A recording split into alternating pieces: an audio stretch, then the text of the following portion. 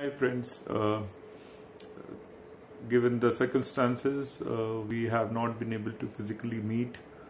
So I am taking up the next topic which we were supposed to cover in the class on group dynamics.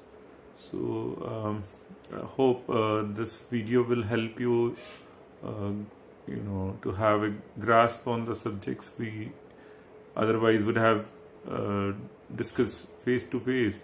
Here is going to be a mostly monologue, but if you have any doubt after this watching this video, you can feel free to write to me. You can call me over the phone. I will be more than happy to uh, resolve your queries if you have any doubts related to the topic. So the topic which I'm going to discuss today is group behavior. So first of all, I will talk about what is group. Group, like we have discussed many times, two or more people coming together who are interdependent on each other for getting done a particular task or to achieve a common goals have been called a group. Okay, so basically any group who is coming together to achieve certain objectives has been in the category of a group in an organization. So like let's take the example of any automobile plant where all the people coming together to manufacture a particular model of car, and it will be said that at the end of the day, when a car is manufactured, it has been sold in the market to a targeted customers. That particular car manufacturing plant is trying to achieve a particular objective with the help of other people involved in the process. So that is about the group. Now groups can be divided into two parts: formal groups and informal groups. So every formal organization, like any corporation around us, let's take the example of Infosys, let's take the example of Microsoft or IBM, any Maruti, any organization which has a formal structures, and there are designated work assignment, and there are certain established tasks which are given to the people in that particular structure of that particular organization, is called a formal group. And basically formal groups are those which has a particular hierarchy, particular structure, and designated tasks and coordinated tasks with each other. Okay, so that will fall in the category of formal group. Okay, so it can be in a government organization also, it can be a private organization. So any organization which is following a particular structure will fall in the category of a formal group. Now comes the informal group. So informal group is any alliance that are neither formally structured nor organizationally determined, which means there is no formal hierarchy which is followed, is fall in the category of informal group. Okay, so it can be within the formal structure of the organization, or it can be outside the formal organization of the formal structure of the organization. Okay, like for example friendship groups or interest groups. These are the groups which fall in the category of informal groups. Okay, but of course in any organization, formal group create a formal hierarchy where you have to follow certain rules, regulation, and enforce those rules, regulations. Whereas in informal groups, though they come up as a result of bonding of people in a particular group, they may not have any written rules and regulation, but still they deeply affect the performance and the the behavior in those informal groups impacts the formal performances which may happen in a particular designated hierarchy. So basically, informal group has a particular impact on the performance in the formal group. So that is the impact of informal groups. So informal groups are equally important than the formal groups because it impacts the behavior of the people who are working in that particular group. So I'll give you example of example of each of these formal groups and the informal groups for your better understanding. Formal groups are the groups. It falls in the category of like command group, a structure group, a group composed of individuals who report directly to a given manager. Like for example, in a college setting, teachers reporting it to the dean. Academics is a formal command group, and dean will in return dean will give certain instructions, certain guidelines to the teacher to follow, or certain requirement with regard to administrative work, so which teacher have to comply to. So that's called a command group. Or same way in a government office, like there's an IPS officer. He's a particular designated authority who will give a command to the different police station falling under his jurisdiction. So he will give some instruction to them, some guidelines to their employees at the lower level. They have to follow it. So it will fall in the category of a command group. Okay. So within this, we can have a task group as well, or a team also, like a special task force. So which will also fall in the category of a formal group. Like for example, in a college, if you have to organize a particular event, so there will be different people who will be with the different specialization. They will come together, and there will be a hierarchy which will be getting created in that particular group with regard to conducting a successful event. Like for example, you will have a president of that particular committee, then you will have a secretary, then you will have a executive members, then you have volunteers. So they will take the instructions from the committee, and they will try to implement whatever instruction has been given it to them. Okay. So that comes in the category of a task group, a special task. Like for example, I said college event, so that will fall in that category of a task group. So they have been assigned a particular task, and they have to do it in a very well coordinated manner and ultimately achieve the objective of successfully completing it. Okay. Now in the category of informal groups, we have two groups: interest groups and the friendship groups. Okay, so like I said, interest groups are the one where members work together to attain specific objective. Like for example, a painting classes, you have a particular interest or a hobby where you will go and meet certain people who have a common interest. Okay, like I said, painting or drawing or playing guitar, piano. So any common interest which makes you meet with the people who had similar interests will fall in the category of a interest group, which will be a sub classification of the informal group. No hierarchy has been created here, but you are meeting people for the common objective, like learning guitar or playing piano. So that's the common objective for which you are meeting in that particular class. So it's called an interest group. Okay. Now the another category within sub classification within the informal group is friendship group. Okay. Those brought together because they share one or more common characteristics, like students sitting near the canteen, or listening to a common music, or doing common activities like playing cricket, or following in a kind of a religious group. Okay, so that will fall in the category of a friendship group, because you share a common bond, common characteristics, so you do all the activity together. Okay, so that will fall in the category of an informal group. Again, there is no formal hierarchy, but you are together for certain common objectives. So it will fall in the category of a informal groups. Okay.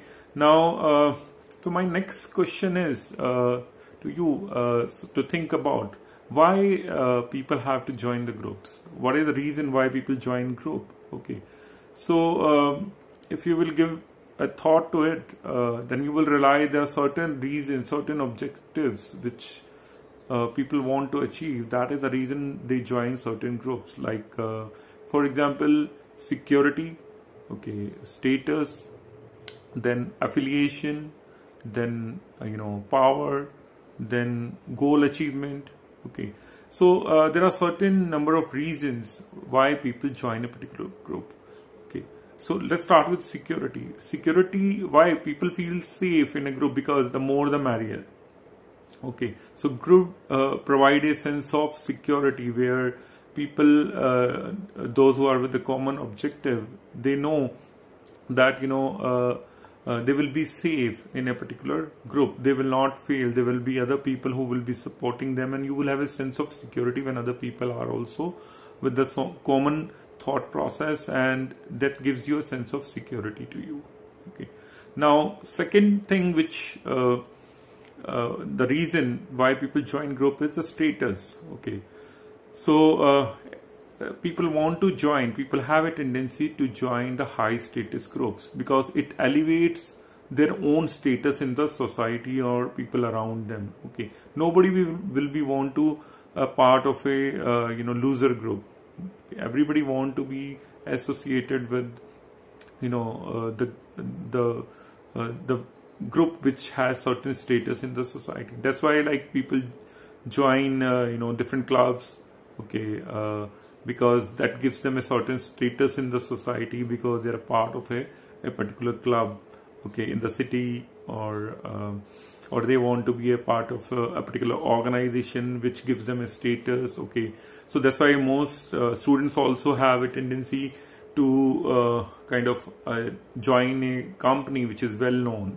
Okay, because that particular brand name gives them certain status in the society. Okay, nobody want to join the unknown group. Okay, so basically status is another reason people want to join a particular group. Now, another reason people join, it kinds of boosts the self-esteem of the group you joined. It kinds of boosts your self-esteem because you are a part of a prestigious group, and it kinds of enhances your own self-esteem. You want to be you feel great about it that you are a part of a particular group, and it gives you a certain status in the society, it gives you a certain security, so it enhances your self-esteem. The another reason why people join group is affiliation. Affiliation is the most important one. Like it is proven fact is that people join a particular organization not just to earn money, but to interact with other people, learn from other people, being associated with other people, to socialize. Okay, so that is the reason people join certain groups. So affiliation is another most important reason why people join a particular group. So affiliation can gives you a kind of a social interaction, talking to other people, learning from other people. Okay, and trying to share your ideas with other people. So affiliation is the another reason why people join a particular group. Now, another most important reason is power. Okay, so what is power? Power is an ability of A to influence B, so that B acts as per the wishes of A. Okay, so when you are in a group, you are a power. Okay, unity is the power. Okay, so other people, when you are with a high status group, which has certain status in the society. Okay, if you are a part of that group, if you want to get your work done by influencing other people because you belong to that particular group, it kinds of gives you a certain sense of power, that you will be able to influence other people and you will be able to get your work done. Okay, so power is another reason people join group, and it kinds of the main or the most important reason why people want to join the group, like why people join religious group, okay, or why people join a particular association or a union.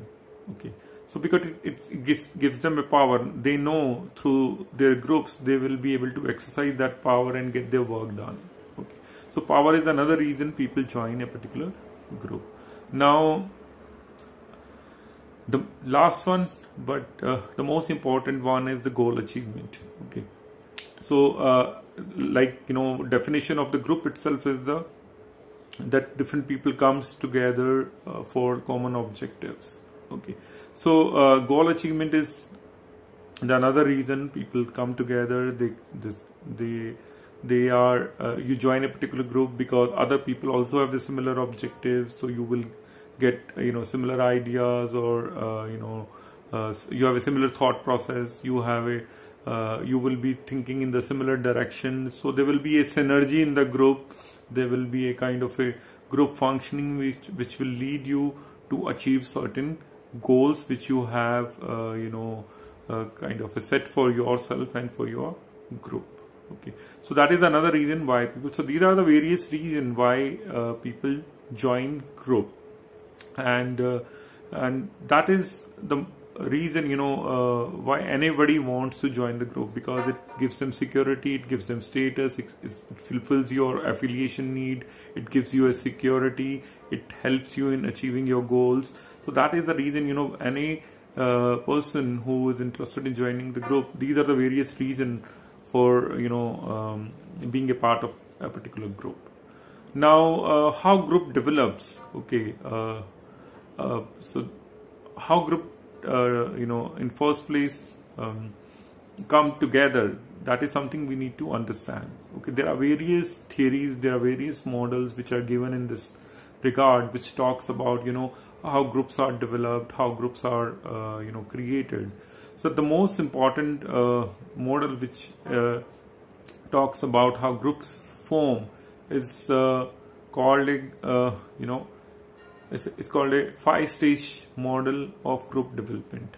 Okay, so basically there are 5 stages which have been defined how groups will come together and execute a particular task. Okay, so there are 5 stages this particular model talks about. First stage is a forming stage, stage 2 is storming stage, stage 3 is the norming stage, stage 4 is performing stage, and stage 5 is adjourning stage. Okay, so what are these different stages actually? So in first stage actually, which is called forming stage, member feel much uncertainty with regard to what needs to be done, because there is no direction in the group. Everybody is clueless that what they are supposed to do. So because it's a forming stage, it's a first stage where a group member comes together. Let's take an example. When you joined this college, initially you had no idea what is expected out of you, what are and also you didn't have any one particular group to join. Okay, so you had no direction, what your groups what are the norms of your group, what are the structure of your group, what you want to achieve within those groups. So you have no clarity. So basically it's a stage of uncertainty where you had no clear idea what is expected out of you. So that is the first stage, which is called a forming stage. Okay, so where members feels a lot of uncertainty with regard to what they are expected. Okay, now stage 2, which is a storming stage. Okay, like the name itself says, that storm. Okay, so there's a lot of conflict between members of the group. There have been a lot of struggle with regard to who will come up as a leader, who will take the charge, who will be the lead to this particular group. Okay, or leader to this particular group. Okay, so it's a storming stage. Storm takes place, conflict takes place, people fight for the position, and they try to set up a certain ideology, certain norms for this particular group. From there, the third stage starts, norming. Once the leader has been established, okay, then they try to kind of set certain rules and regulation for the group, okay. And by this time, certain close relationship has been established by the different group members, okay. And those the terminology which has been used to define this is called a group has become cohesive, okay. So some cohesiveness, as a bond has taken place between the group members. There's some kind of a likingness have been developed for each member, and there are certain norms or rules and regulation which has been developed with regard to how the works need to be done. So norms can be of different types. We will discuss this in detail later on when we will talk about the different characteristics of the group one by one. So I will take this point in a detail at there. And now the next stage after the norming stage takes place is performing stage. Once the rules and regulation has been defined, the actual focus is now the task which needs to be completed, okay. So all the group members start putting their energy, they start putting their best effort to perform for a particular task which has been given to them. So the group is finally fully functional, okay, with true sense, where actually this is a stage where the work has been getting done, okay. So once the task is completed, then the fifth stage comes into action. It's called adjourning stage. In temporary groups, like those task groups, like I have given the example earlier, in a college event, once the college event is over, this group will get dismantled, and they will go back to their designated places and wait for the next task to come and then join another group, okay. But this is true for the temporary group. But with regard to permanent groups, once the cohesiveness has been developed, so they continue with that bondingness they had, the bonding they had, the cohesiveness they had.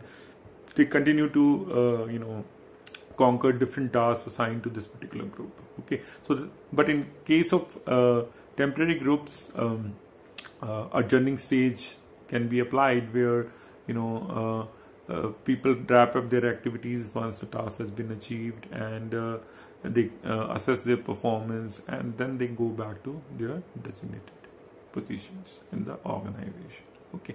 So so these are the 5 stages which by which a particular group takes place, a particular group develops. Now so my question to you is, do all the time all the groups cross these 5 different stages to get developed, or do all the groups have the similar kind of a transition take place in various groups?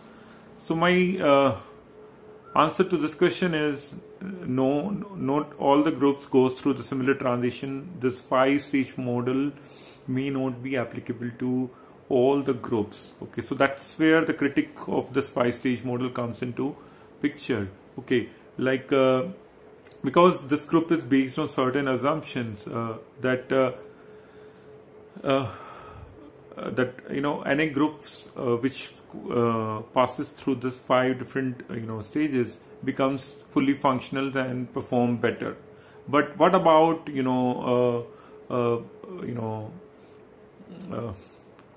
this quick emergency groups, or quick task group, where certain work has been assigned and there is no time available to go through this transition period, okay.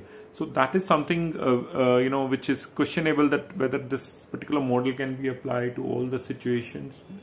No, this particular model cannot be applied to all the situation, okay.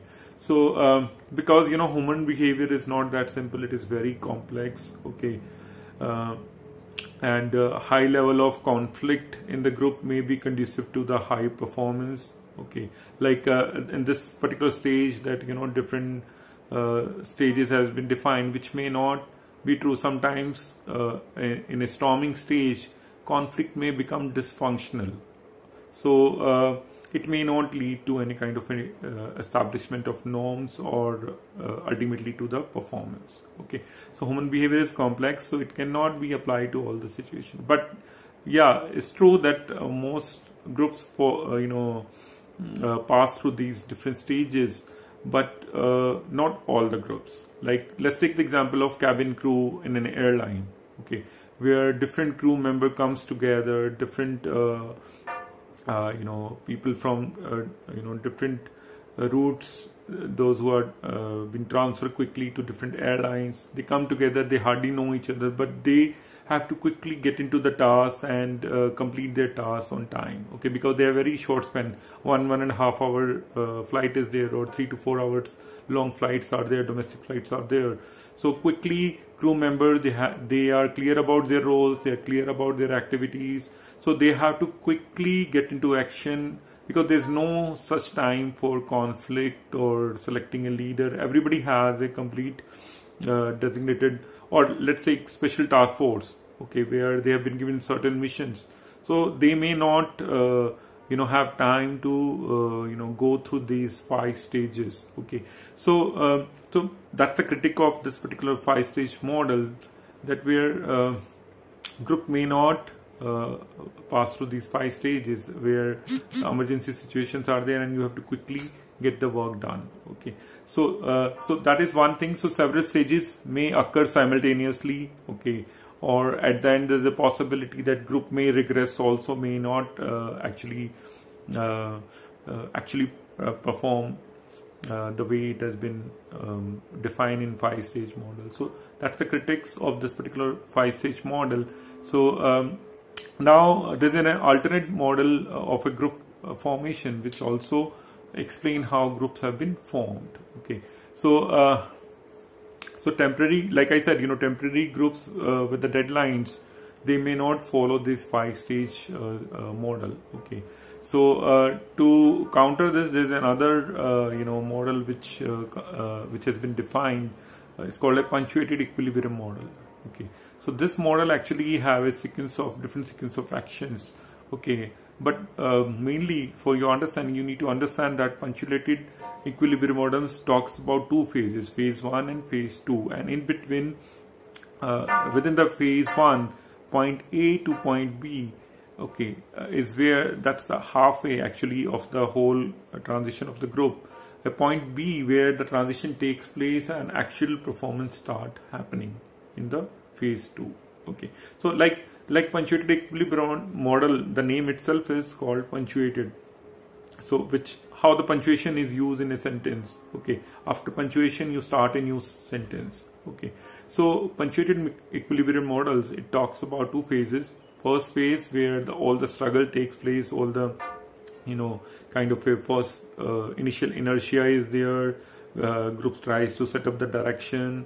Okay, and then by the time half of its time allocated to the group for doing the task is over, then the transition takes place in the group, and then major changes happen in that particular transitions, and then second phase of inertia start, where group accelerate their activity to try to actually achieve the ultimate goal of the particular group. Okay, so basically it's a simple model, punctuated equilibrium model. There are 2 phases, phase 1, phase 2. In phase 1 there are certain issues which we have talked about in the 5-stage model, like setting up the directions, or sorting out different issues that each member in the group they have, what sort of doubts they have, sorting out their doubts, and by the time all these activities are over, group has already lost their half of its time allocated to them. Okay, and then they kind of speed up their activities and try to achieve the goals or the objectives of the group. Okay, so this is how the this punctuated equilibrium model works, and there are phase 1, phase 2, and like let's take another example. Like for example, during your semester, half your semester it's gone in, figuring out what is important and what subjects need more attention. By the time you figure out more than half of your time is over in the semester.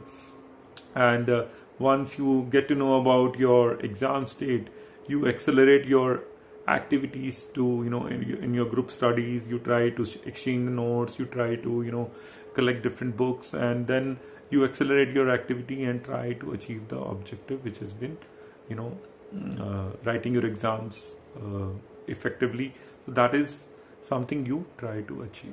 Okay, so so that's all for today. I'll keep posting another video. We'll try to complete this particular topic in the next video. I will be posting it. So until then, take care, all the best, and I hope if you have any doubts, you will write to me and you will try to pay attention to what I have said in this video. Thank you for your time.